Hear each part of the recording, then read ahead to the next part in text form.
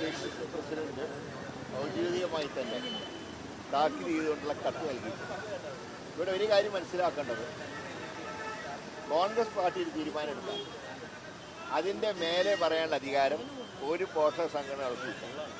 കഴിഞ്ഞ കുറച്ചു കാലമായി കോൺഗ്രസിൻ്റെ ദേശീയ നേതൃത്വം എടുത്തിട്ടുള്ള തീരുമാനം INTUCയെയും ഇതുപോലെ പോഷക സംഘടനയാക്കി അവർ കണക്കാക്കുന്നു. ആ നിലയ്ക്ക് കോൺഗ്രസിൻ്റെ സംസ്ഥാന അധ്യക്ഷൻ്റെ ഒരു അഭിപ്രായം പറഞ്ഞാൽ അതിൽ നിന്നും ഒരു ഇഞ്ച് പോലും മാറാനുള്ള അവകാശം ആർക്കുമില്ല. അത് INTUCക്കും ബാധകമാണ്.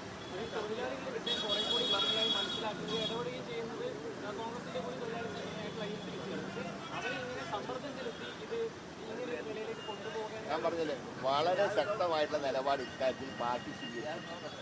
KPC പ്രസിഡന്റും പ്രതിപക്ഷ നേതാവും വർക്കിംഗ് കമ്മിറ്റി അംഗമായിട്ട് രമേശ് ചെന്നിത്തലയും ഞങ്ങളൊക്കെ നിരവധി തവണ ഈ പന്തലിൽ വന്ന് പിന്തുണ പ്രഖ്യാപിച്ചത് പാർട്ടിയുടെ സംസ്ഥാന നയത്തിൻ്റെ ഭാഗമായിട്ടാണ്.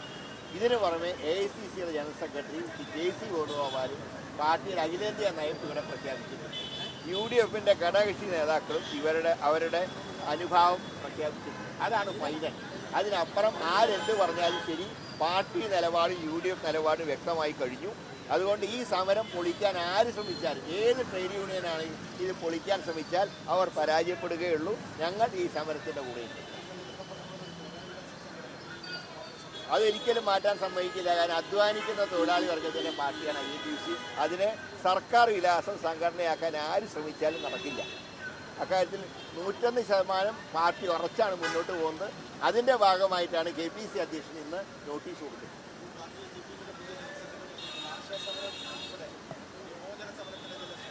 ഇതൊക്കെ ആ പാവങ്ങളായിട്ടുള്ള സ്ത്രീകളെ വെറുതെ എന്താ പറയുന്നത്, ദേശവിരുദ്ധരായി ചിത്രീകരിക്കരുത്.